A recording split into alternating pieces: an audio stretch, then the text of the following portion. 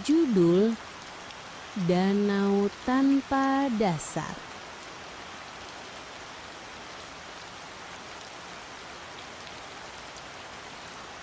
Bagian 1. Perjalanan ke Desa Danau.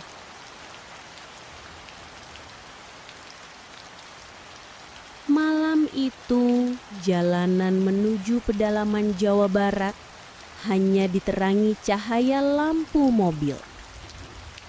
Kabut tipis menggantung di udara, membuat pepohonan di pinggir jalan terlihat seperti bayangan raksasa yang mengawasi.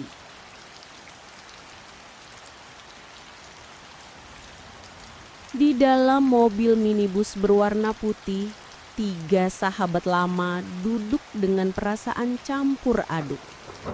Arif, Dina, dan Bagus.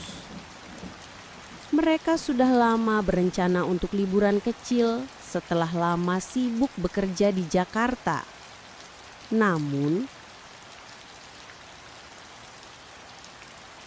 liburan kali ini bukan sekadar liburan biasa. Arif, yang hobi fotografi tempat-tempat mistis, mengajak 2 temannya pergi ke sebuah desa terpencil yang terkenal dengan sebuah danau misterius.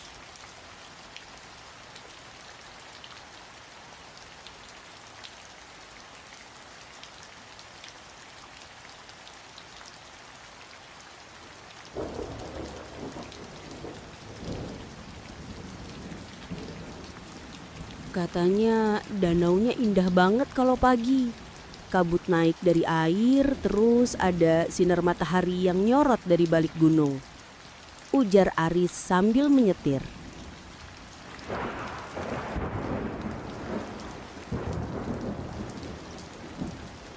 Dina menghela napas. Matanya menatap keluar jendela. Indah sih indah, Rif. Tapi kenapa harus yang katanya angker? Aku baca di internet banyak orang hilang di sana. Bagus yang duduk di kursi belakang ikut menyahut. Paling juga mitos. Biasa desa terpencil suka bikin cerita aneh-aneh biar terkenal. Lagian justru itu kan seru buat difoto. Gue yakin Arif pasti udah mikir konten buat Instagram.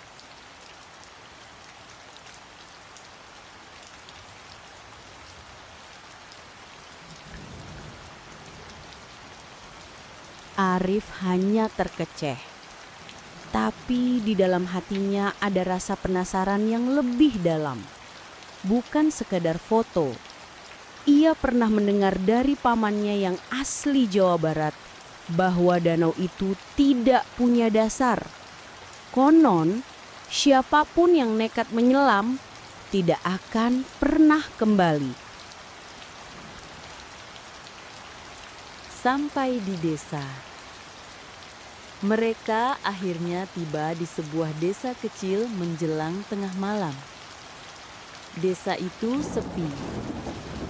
Lampu jalan redup, beberapa rumah terlihat sudah lama tak terurus. Hanya ada suara jangkrik dan sesekali lolongan anjing dari kejauhan. Mobil berhenti di depan rumah kayu sederhana. Di teras sudah ada seorang lelaki tua kurus berjanggut putih, mengenakan ikat kepala batik. Dialah Pak Surya, orang yang bersedia menyewakan rumahnya sebagai tempat mereka menginap. Wah, sampai juga kalian. Suara Pak Surya berat dan agak serak. Arif buru-buru turun, menyalami. Iya Pak, maaf jadi malam gini, perjalanannya agak macet. Pak Surya hanya mengangguk pelan. Tidak apa, malam begini memang lebih sepi. Dina yang ikut turun merasakan hawa aneh. Udara di desa itu lebih dingin daripada yang ia bayangkan. Ada semacam tekanan di dadanya. seolah-olah udara dipenuhi sesuatu yang tak terlihat. Mereka masuk ke dalam rumah.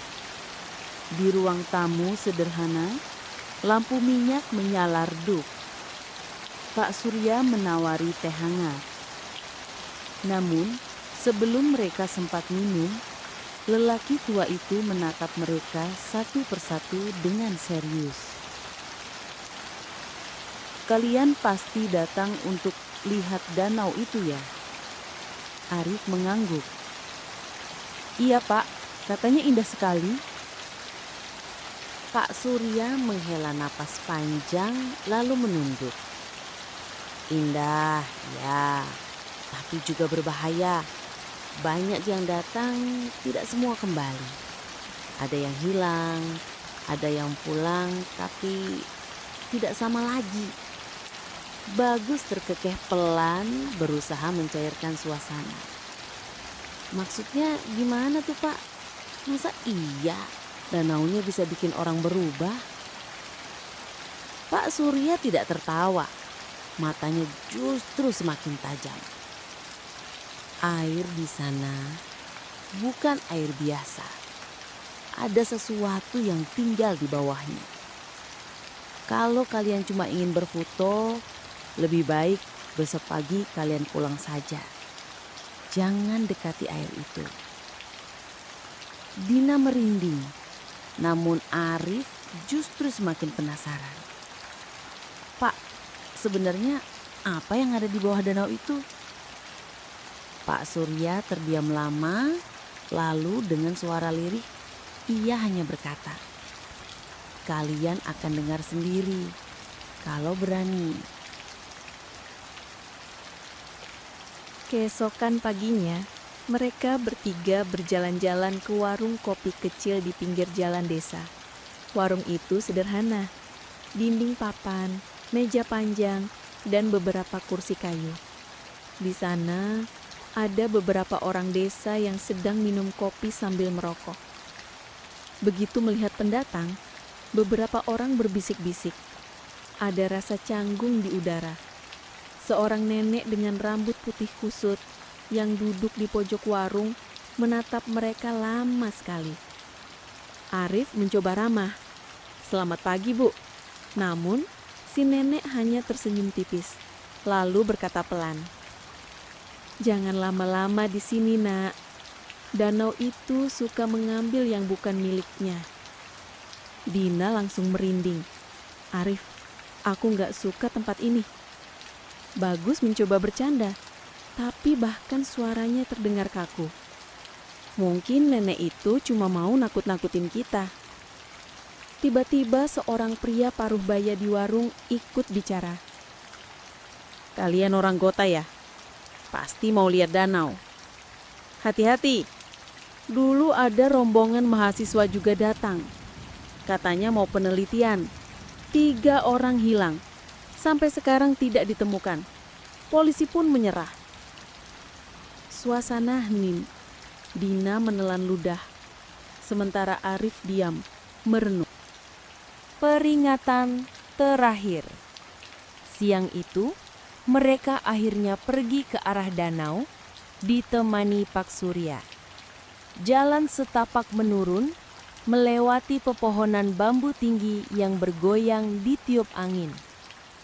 Udara semakin lembab, semakin dingin. Lalu, di hadapan mereka terbentang sebuah danau luas. Airnya tenang sekali, seperti kaca besar yang memantulkan langit. Namun, warnanya bukan biru, melainkan hijau kehitaman seolah menyimpan kedalaman tak berujung. Kabut tipis menggantung di permukaan air. Sunyi, tidak ada suara burung, tidak ada riak ombak. Dina langsung memeluk lengannya sendiri. Astaga, suasananya kayak nggak nyata.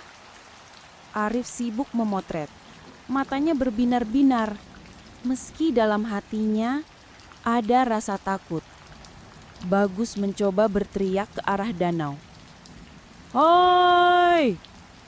Suara teriakannya memantul, lalu lenyap. Namun, dari tengah danau, mereka semua mendengar gumaman lirih seperti seseorang yang membalas, tapi terlalu jauh untuk dimengerti. Pak Surya langsung menoleh tajam. Jangan berteriak di sini. Kau bisa membangunkan sesuatu yang tidur di bawah. Bagus tertawa kaku. Pak, bercanda kan? Namun Pak Surya tidak bercanda. Wajahnya pucat. Tangannya sedikit gemetar. Kalian dengar suara itu kan? Itu bukan gemah. Itu balasan. Malam pertama di rumah. Malamnya, setelah kembali dari danau, suasana rumah Pak Surya jauh lebih sunyi. Dina sulit tidur. Ia terus mendengar suara air menetes, padahal tidak ada kebocoran di atap. Bagus mendengkur di ruang sebelah, sedangkan Arif masih sibuk menyalin foto ke laptopnya. Tiba-tiba, dari arah jendela, Dina melihat bayangan hitam melintas di luar. Ia menjerit kecil. Arif buru-buru datang. "Kenapa, Din?" Dina menunjuk ke jendela. Aku lihat ada orang lewat. Hitam, tinggi banget. Tapi jalannya gak nyentuh tanah." Arif langsung membuka jendela, menyorotkan senter. Tidak ada siapa-siapa, hanya halaman kosong dengan rumput liar bergoyang. Namun, saat mereka hendak menutup jendela, terdengar suara dari jauh. Suara itu pelan, seperti bisikan yang datang dari permukaan danau. Kembalilah. Malam itu, mereka bertiga baru benar-benar menyadari danau itu hidup. Sesuatu di bawah air sedang memperhatikan mereka. Dan meski baru sehari di desa itu, mereka merasa seakan-akan sudah terikat dan tidak bisa begitu saja pergi. Bagian 2. Malam pertama di tepi danau. Malam itu angin berembus dingin menusuk tulang. Kabut tipis mulai turun perlahan, menyelimuti tepi danau hingga membuat garis batas antara air dan daratan nyaris tak terlihat. Andi, Sari, dan Fajar duduk di teras rumah kayu yang mereka sewa dari seorang penduduk desa. Rumah itu letaknya hanya beberapa puluh meter dari danau. Dari tempat duduk, mereka bisa melihat permukaan air yang gelap, berkilau samar, memantulkan cahaya bulan. "Tempat ini sunyi banget ya," gumam Sari merapatkan jaket ke tubuhnya. "Sunyi tapi angker," timpal Fajar mencoba bercanda. "Aku tadi lihat papan peringatan kecil dekat jalan masuk. Jangan mendekat ke danau setelah senja. Kayak film horor aja." Andi menoleh ke arah Fajar dengan alis terangkat. "Kamu baca serius? Aku kira cuma mitos kampung biasa." Fajar mengangguk. Tulisan tangan, kayu tua, seolah udah dipasang dari dulu. Mereka bertiga diam. Hanya suara jangkrik dan desir angin melewati pepohonan yang terdengar. Suara dari air. Menjelang tengah malam, saat ketiganya hendak masuk ke kamar untuk tidur, terdengar suara seperti percikan air. Awalnya pelan, lalu semakin jelas. Plung, plung. Sari berhenti di depan pintu. "Kalian dengar gak?" bisiknya. Andi menajamkan telinga. Suara itu terdengar lagi. Kali ini seperti seseorang sedang berenang pelan, menepuk-nepuk permukaan air. Mungkin ikan besar, kata Andi, berusaha tenang, tapi wajahnya sendiri menegang. Jam segini, Fajar menggeleng. Atau ada orang di danau? Mereka bertiga melangkah ke tepi teras, menatap lurus ke arah danau. Bulan tertutup awan, membuat permukaan air gelap pekat. Hanya sedikit kilau samar yang terlihat. Lalu muncul sesuatu. Seperti kepala seseorang perlahan timbul dari air. Rambut panjang basah menutupi wajah. Tubuh itu mengapung diam, tidak bergerak. Sari menutup mulutnya, menahan jeritan. Fajar mundur 2 langkah. Gila, itu orang, bisik Andi. Tiba-tiba, kepala itu tenggelam kembali tanpa suara. Lingkaran riak air menyebar, lalu kembali tenang seakan tak ada apa-apa. Mereka bertiga terdiam membeku. Malam yang panjang. Mereka akhirnya memutuskan masuk ke rumah, mengunci pintu rapat-rapat. Sari bahkan menutup semua jendela dengan tirai kain. Aku nggak bisa tidur kalau bayangin tadi, kata Sari dengan suara gemetar. Fajar mencoba menyalakan musik dari ponselnya, tapi sinyal menghilang total. Layar hanya menampilkan tulisan no service. Waduh, kayaknya memang harus kita hadapi malam ini, katanya setengah bercanda, tapi tidak ada yang tertawa. Mereka bertiga berbaring di ruang utama, bukan di kamar masing-masing. Rasanya lebih aman kalau bersama. Lampu minyak kecil mereka biarkan menyala. Tapi menjelang pukul 2 pagi, satu persatu mulai terlelap. Dan itulah saat gangguan sebenarnya dimulai. Suara dari air. Menjelang tengah malam, saat ketiganya hendak masuk ke kamar untuk tidur, terdengar suara seperti percikan air. Awalnya pelan, lalu semakin jelas. Plung, plung. Sari berhenti di depan pintu. Kalian dengar nak? Bisiknya. Andi menajamkan telinga. Suara itu terdengar lagi.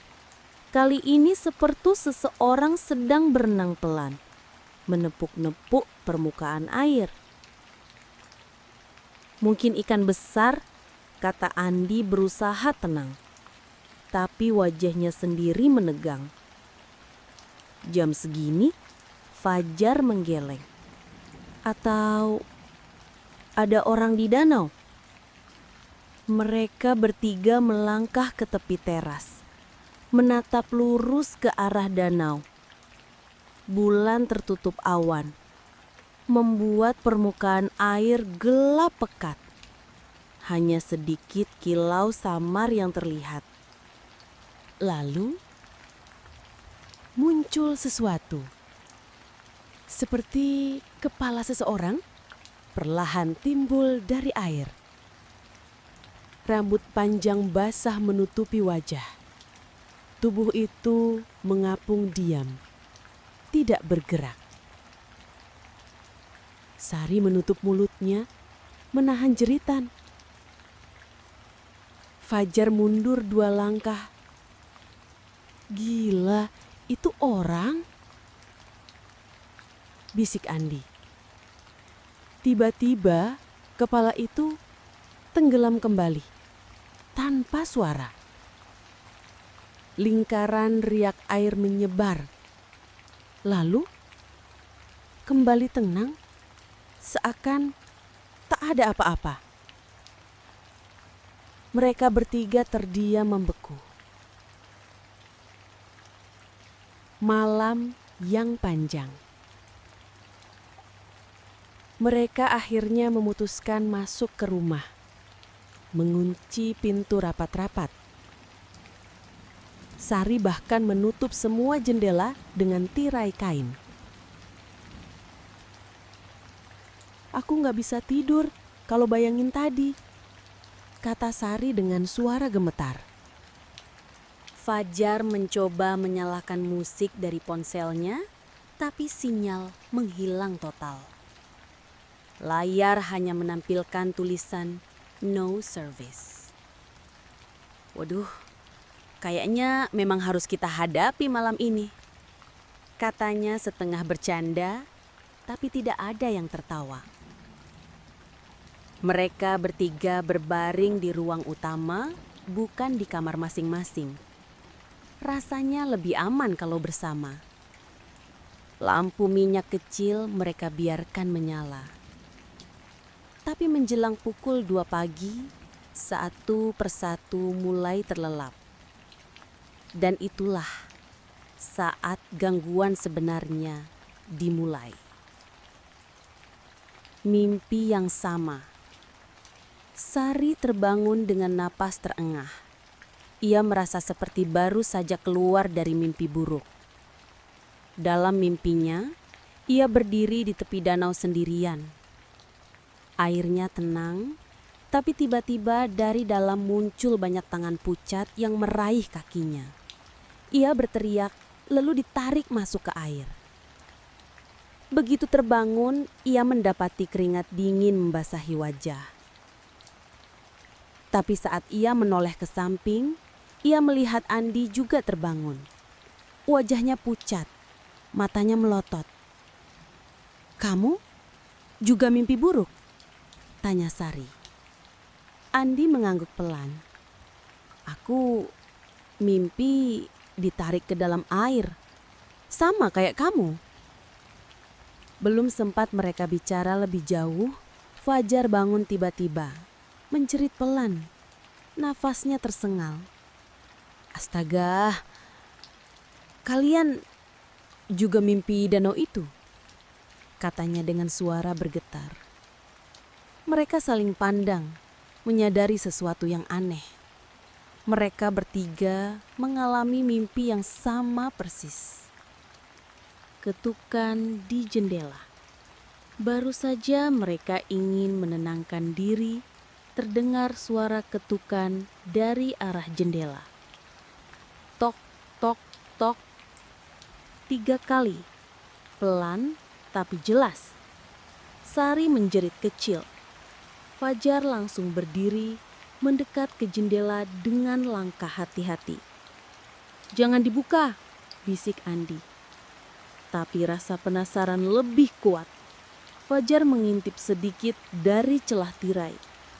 Ia langsung terhuyung mundur. Astaga, ada wajah di luar.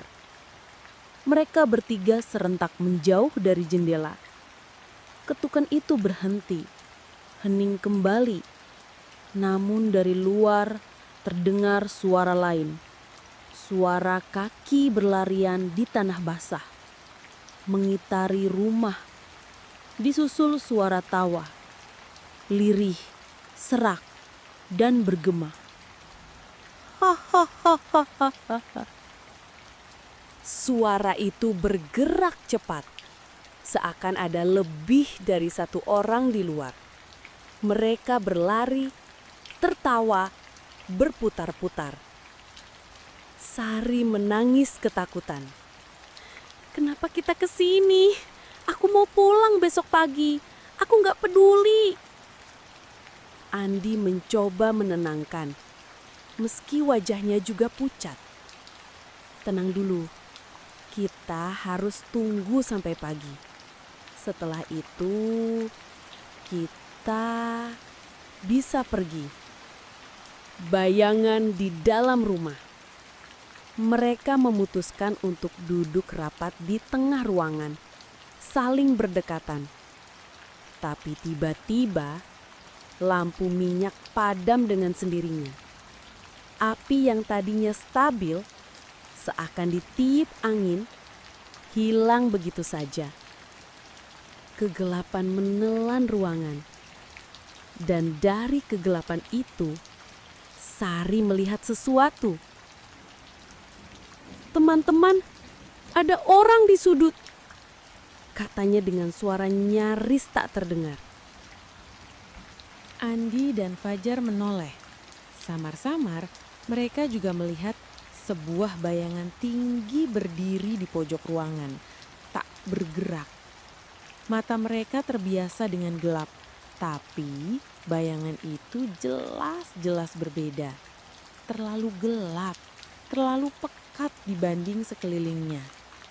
Bayangan itu perlahan bergerak, melangkah maju. Sari menjerit dan mendadak semuanya gelap total. Fajar. Ketika cahaya pagi masuk melalui celah jendela, mereka terbangun. Semua terasa normal. Tidak ada suara ketukan, tidak ada tawa, tidak ada bayangan. Tapi ada satu hal yang membuat mereka panik. "Mana Fajar?"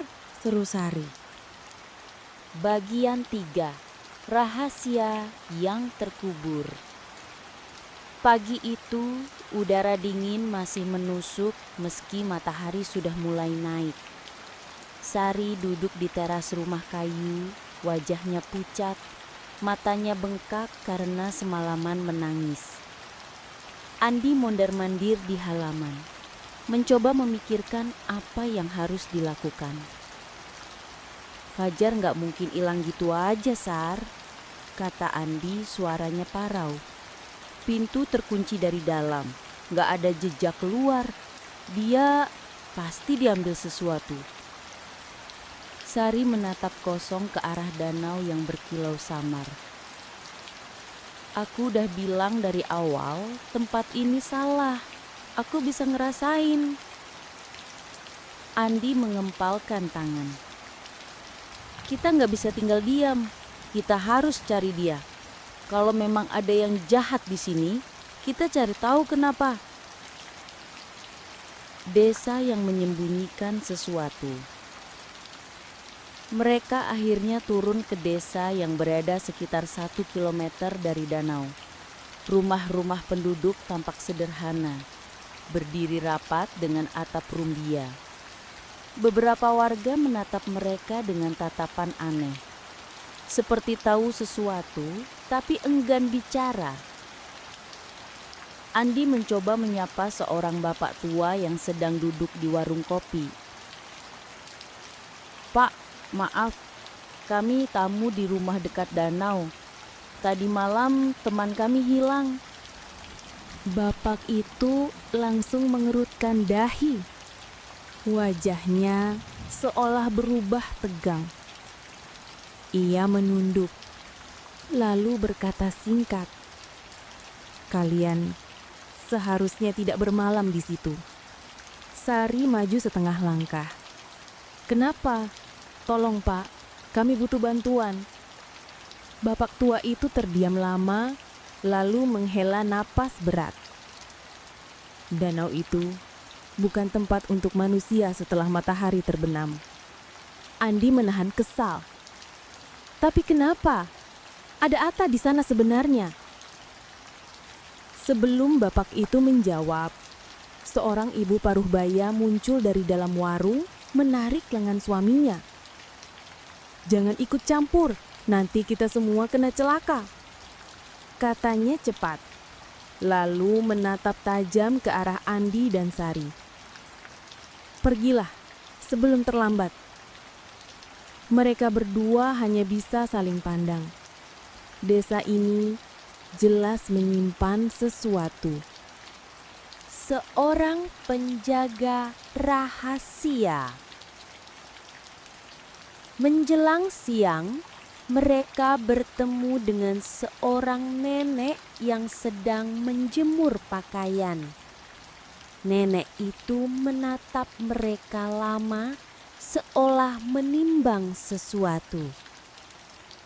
Aku tahu kenapa kalian kesini, ucapnya tiba-tiba.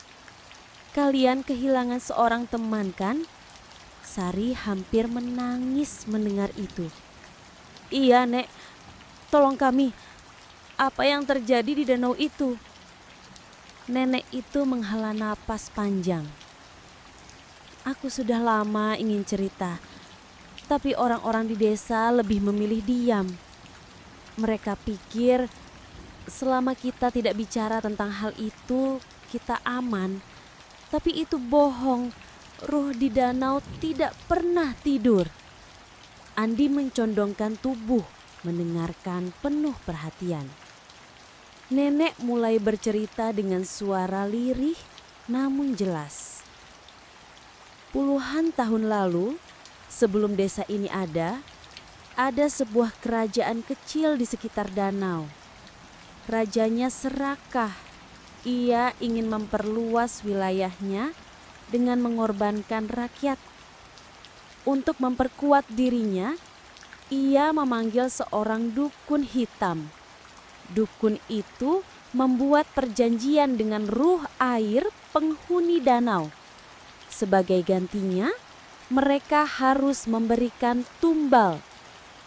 Sari menutup mulutnya, merinding. Tumbal manusia? Nenek mengangguk. Setiap purnama, seorang gadis desa dilemparkan ke tengah danau. Air akan tenang, panen melimpah, dan raja tetap berkuasa. Tapi lama-lama rakyat memberontak. Mereka mengutuk raja dan dukunnya, lalu meninggalkan tempat itu. Raja tenggelam di danau bersama pasukan dan dukunnya. Tapi roh-roh yang sudah dipanggil tidak pernah pergi. Mereka terus mencari tumbal. Andi bergumam lirih. Itu sebabnya Fajar hilang. Nenek menatap mereka tajam. Danau itu memilih. Kalau sudah menandai seseorang, sulit sekali melepaskannya. Petunjuk dari masa lalu. Nenek itu akhirnya memberikan sebuah benda kecil. Selembar kain lusuh dengan simbol kuno, mirip lingkaran dengan garis berliku. Ini jimat pelindung yang diturunkan keluarga kami. Mungkin bisa membantu kalian bertahan. Sari menerima kain itu dengan tangan gemetar. Tapi, bagaimana cara menyelamatkan Fajar? Nenek itu ragu sejenak lalu berkata lirih. Ada satu cara.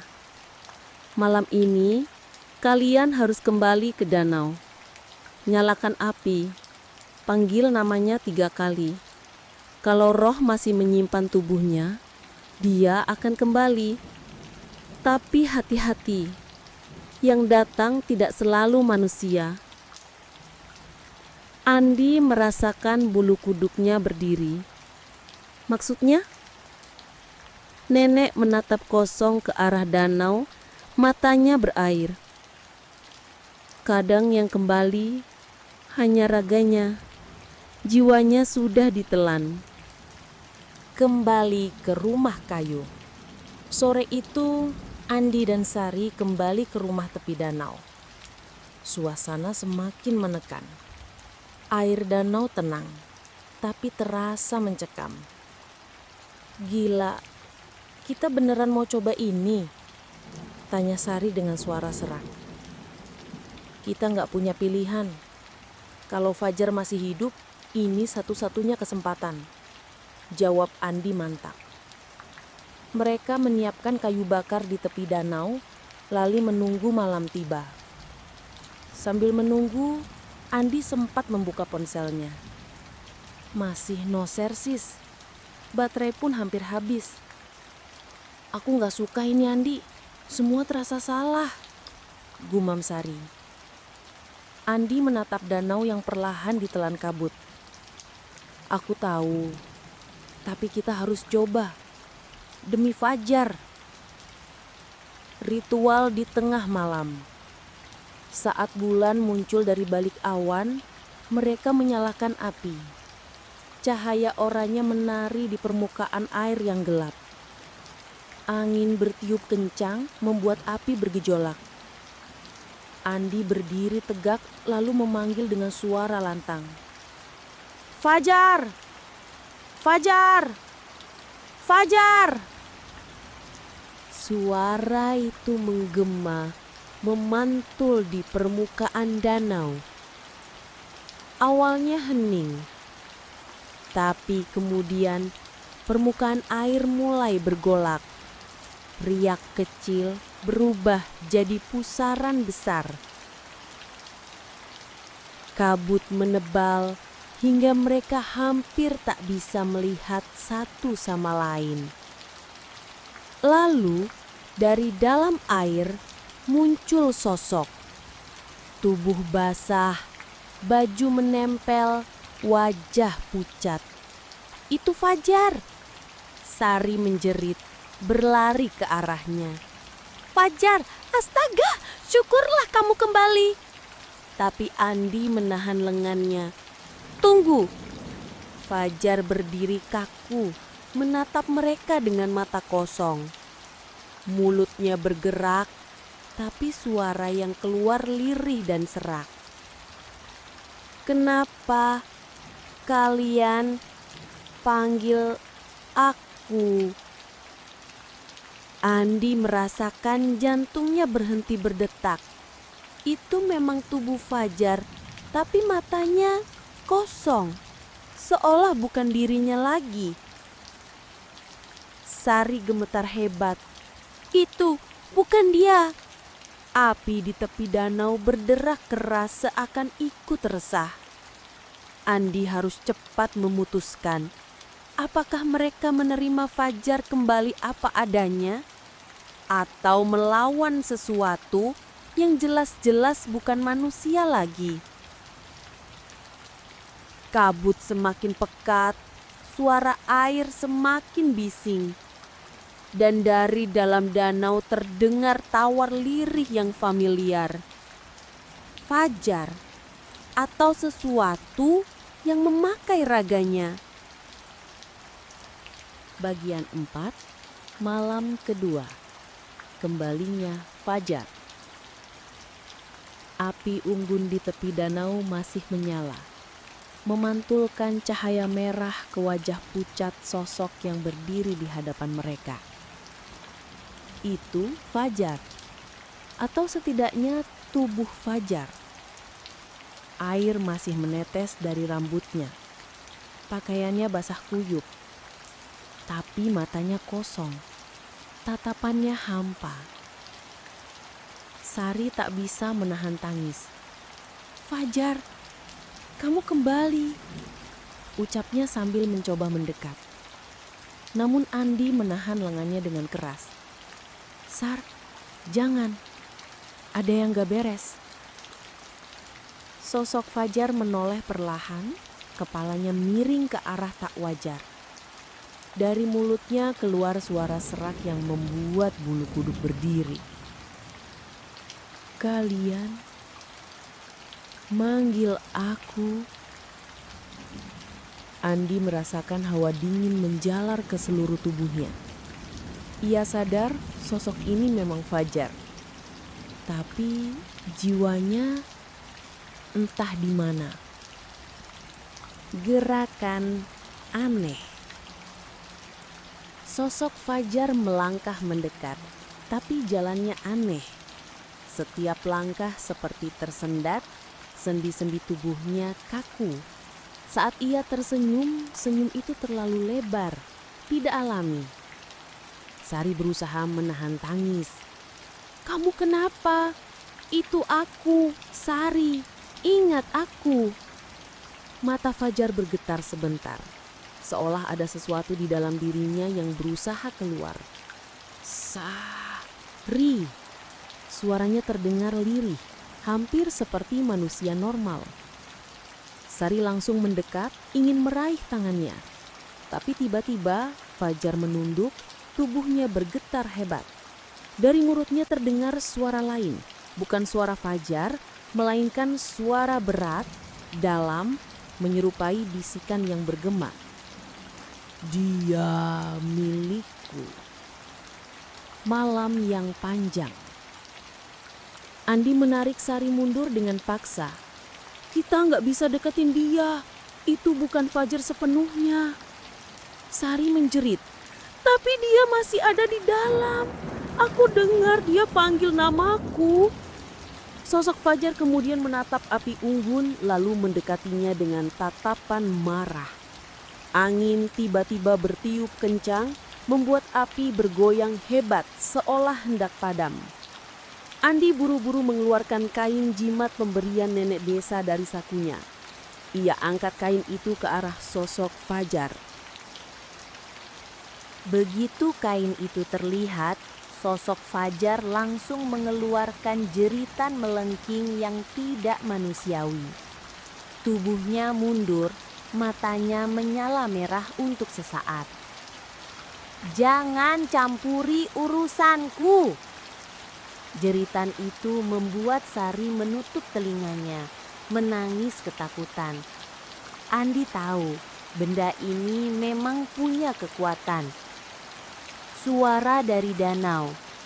Tiba-tiba dari permukaan danau terdengar riak aneh, diikuti suara tawa lirih. Tawa itu mirip suara perempuan, bergema panjang. Andi menoleh ke arah kabut. Dari kejauhan, ia melihat sesuatu melayang di atas air. Sosok wanita berambut panjang, pakaiannya lusuh, wajahnya samar, tapi matanya menatap tajam ke arah mereka. Sari melihat juga dan langsung berbisik, Itu yang ambil Fajar." Sosok wanita itu menunjuk ke arah mereka dengan jari panjang. Lalu suaranya menggema, "Yang sudah diambil tidak akan dikembalikan." Begitu suara itu terdengar, tubuh Fajar terjatuh ke tanah, kejang-kejang. Mulutnya berbusa, matanya terbalik ke atas. Sari menjerit histeris, "Fajar, tolong dia, Andi!" Andi berlutut mencoba menahan tubuh Fajar sambil memegang jimat erat-erat. Tapi saat tangannya menyentuh kulit Fajar, tubuh itu terasa dingin sekali, seperti mayat. Pilihan sulit.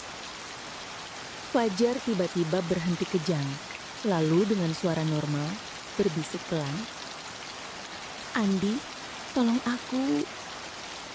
Mata Andi melebar. Itu jelas suara Fajar yang asli, penuh ketakutan.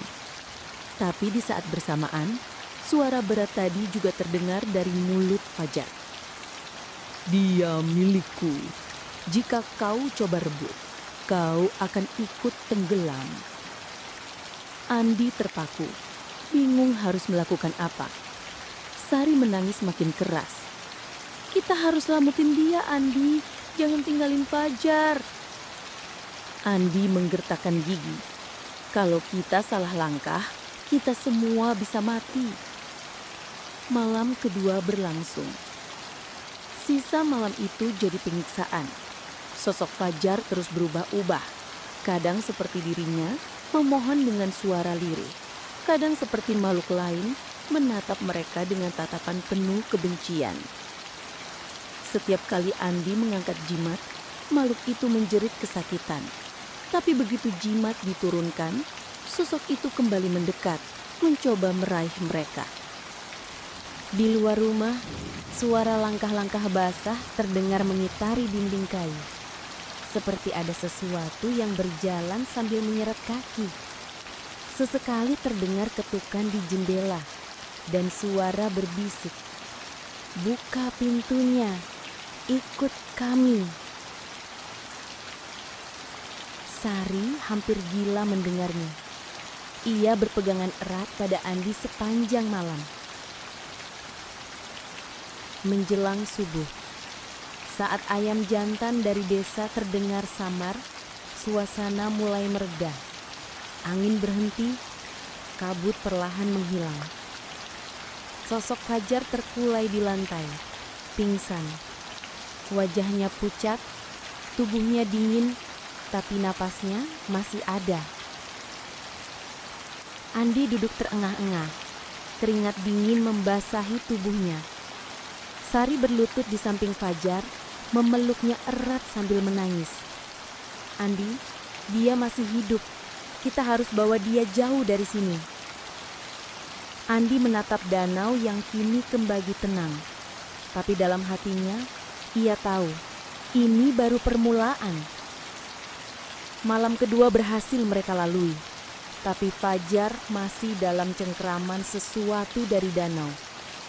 Pertanyaannya, bisakah mereka menyelamatkan Fajar sepenuhnya? Atau justru harus mengorbankan sesuatu untuk lepas dari kutukan itu?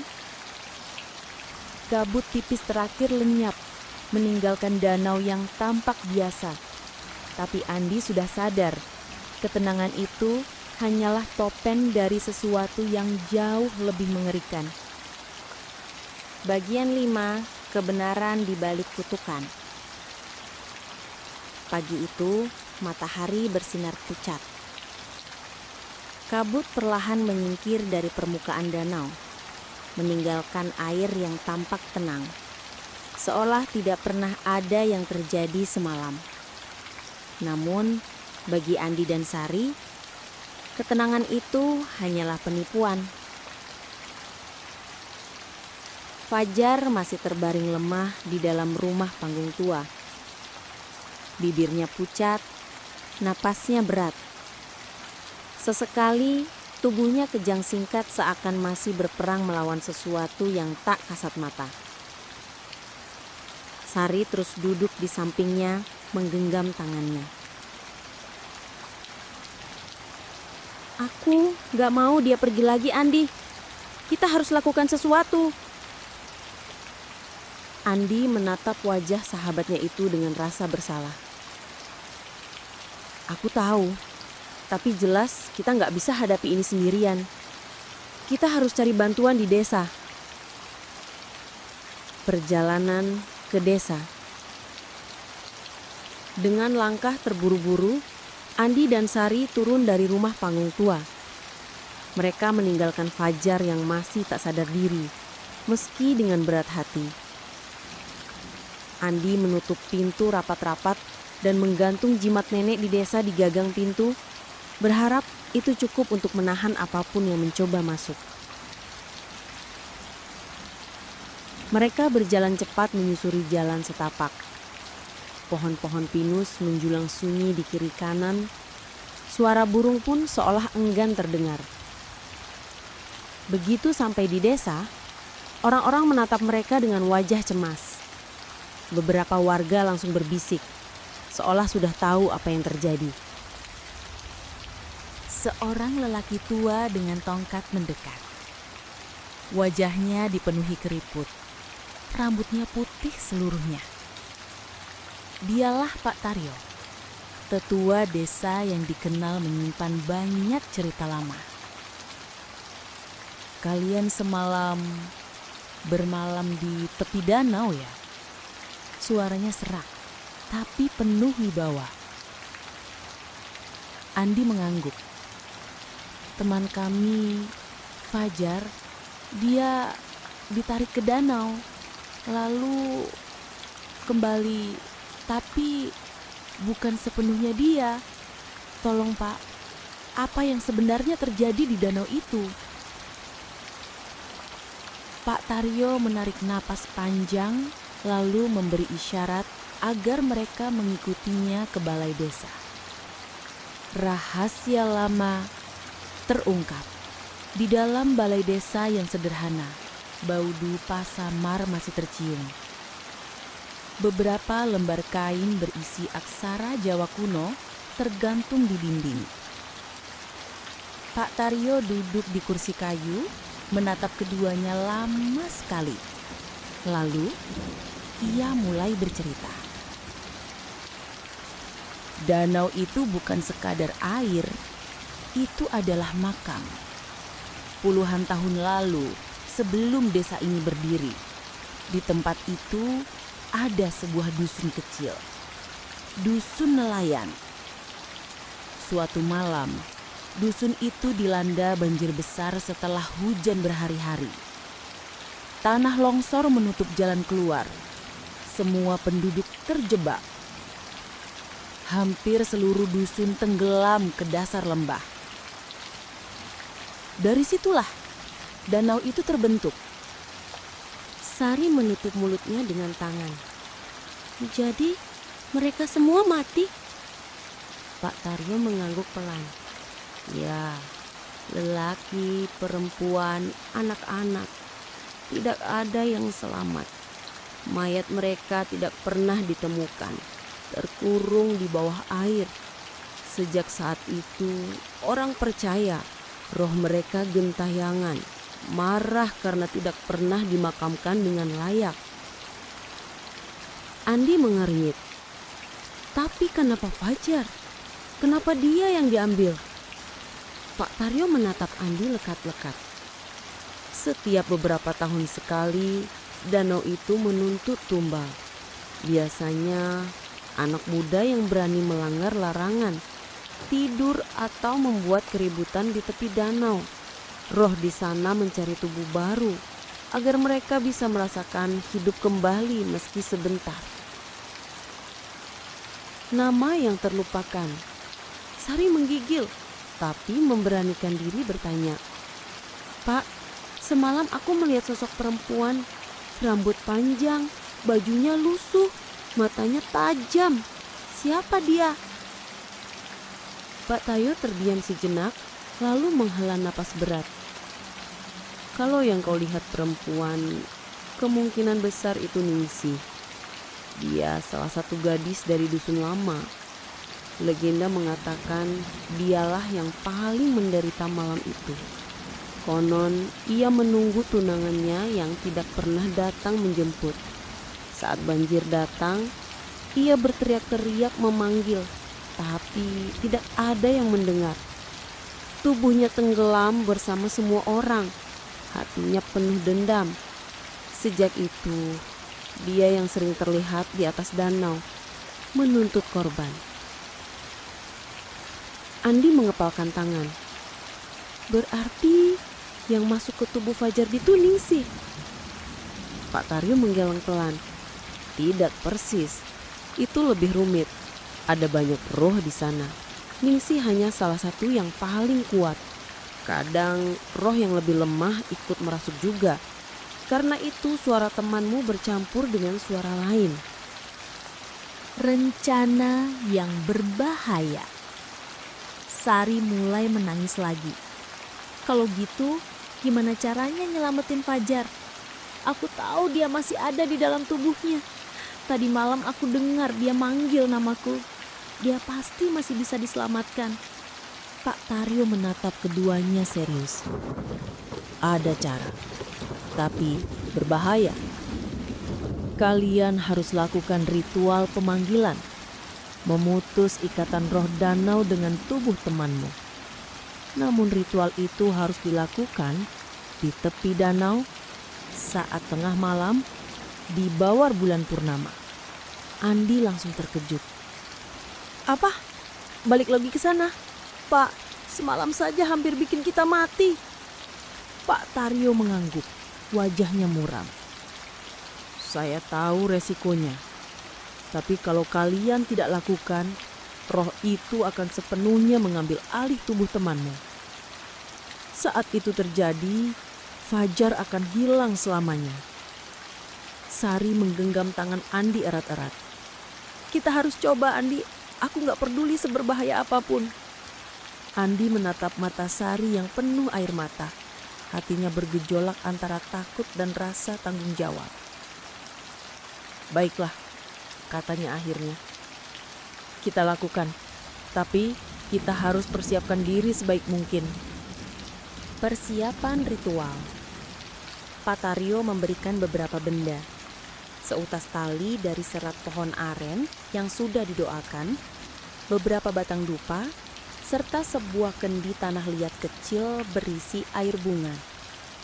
Kalian harus ikatkan tali ini di pergelangan tangan kalian, supaya roh tidak mudah merasuki.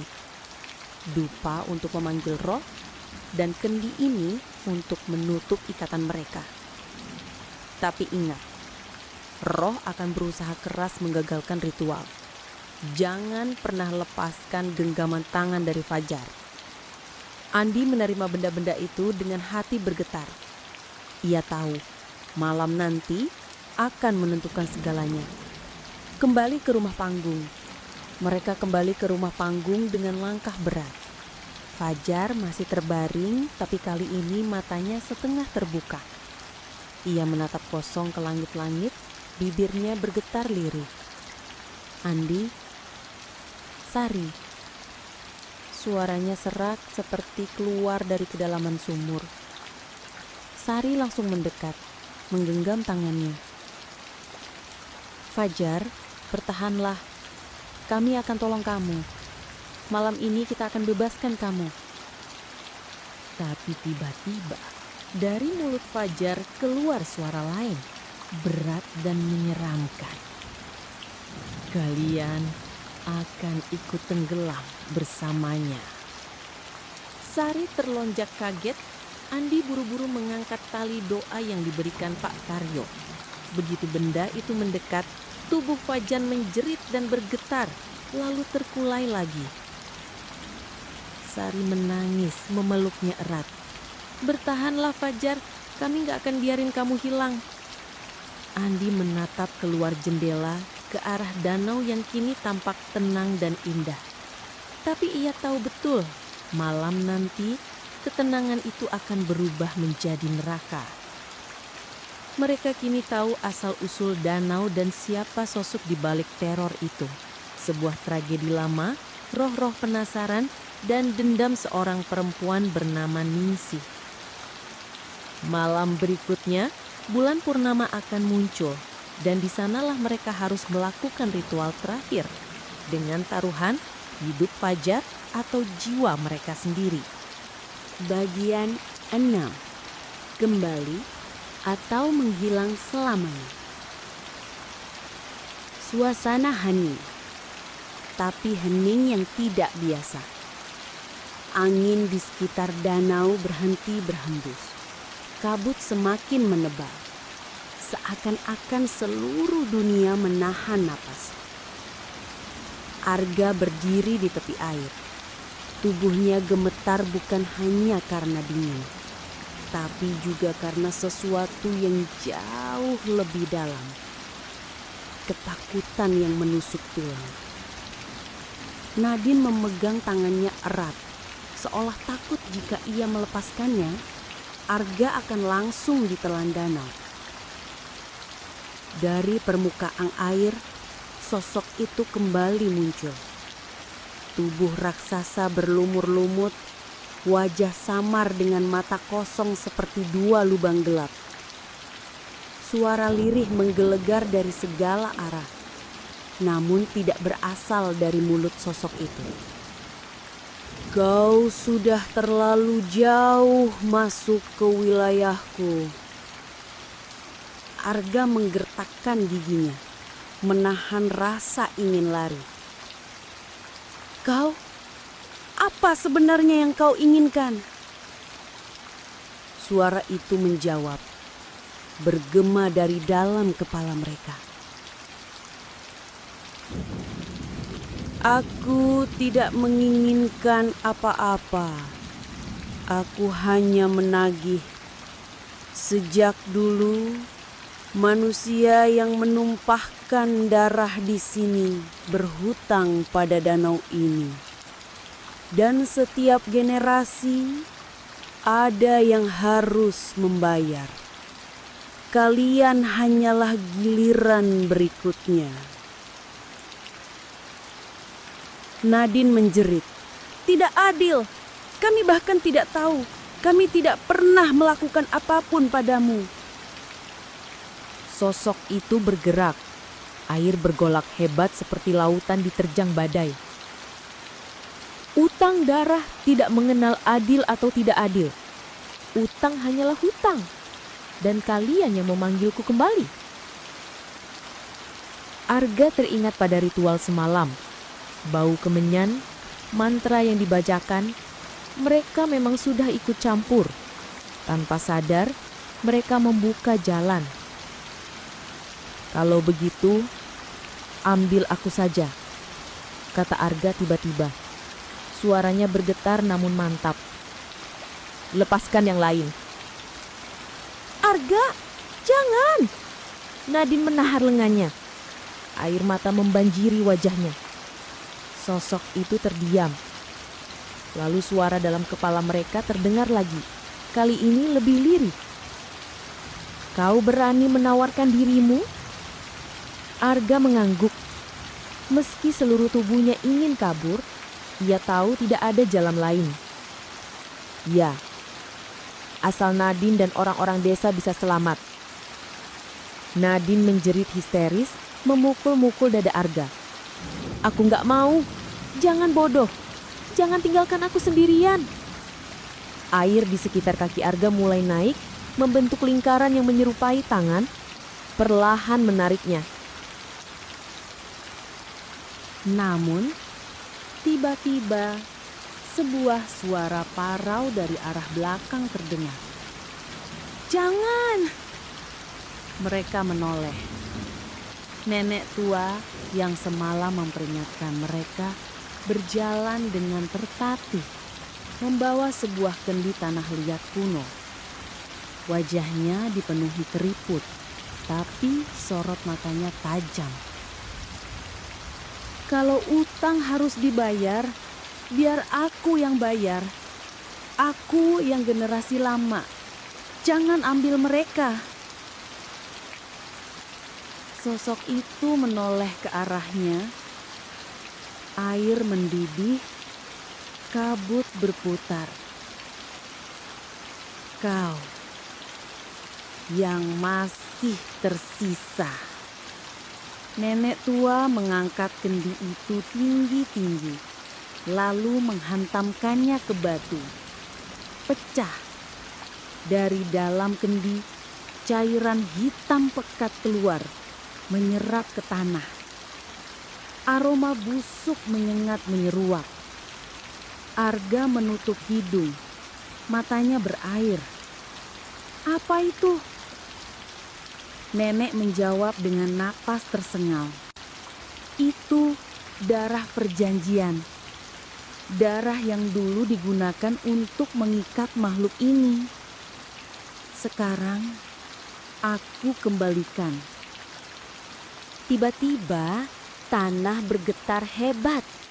Sosok raksasa itu melolong. Suaranya menusuk telinga hingga Arga dan Nadine menutup kepala mereka. Dari tubuh sosok itu, tangan-tangan berwarna hitam pekat bermunculan, menariknya kembali ke dalam air. Tidak! Kalian tidak bisa melepaskan diri selamanya. Aku akan kembali dan kembali selama danau ini masih ada. Dengan lolongan panjang, sosok itu terseret ke dalam pusaran besar di tengah danau. Air menyembur ke udara, lalu hening. Arga dan Nadine hanya terduduk lemas. Tubuh mereka gemetar hebat. Nenek tua terjatuh di tanah, napasnya tersengal. Arga merangkak mendekat. Nek, jangan mati. Wanita itu tersenyum tipis. Kalian selamat untuk sekarang. Tapi ingat, danau ini tidak akan pernah benar-benar tidur. Matanya terpejam, tubuhnya membeku. Nadine menangis, memeluk tubuh sang nenek. Tidak, kenapa harus begini? Langit yang tadinya pekat mulai menunjukkan semburat merah, tanda fajar. Kabut perlahan menipis, suara burung-burung kembali terdengar seolah malam panjang itu hanyalah mimpi buruk. Arga membantu Nadine berdiri. Kita harus pergi dari sini. Jangan pernah kembali. Nadine mengangguk lemah, masih meneteskan air mata. Mereka berjalan menjauhi tepi danau. Setiap langkah terasa berat, seolah danau itu masih menatap punggung mereka. Dan saat mereka melewati batas hutan, suara lirih terdengar lagi, nyaris tertiup angin pagi. Aku menunggu di dalam air sampai waktunya tiba. Arga dan Nadine berhenti sejenak, saling menatap dengan wajah pucat. Lalu mereka berlari, tak menoleh lagi. Epilog. Beberapa minggu kemudian, berita muncul di surat kabar lokal.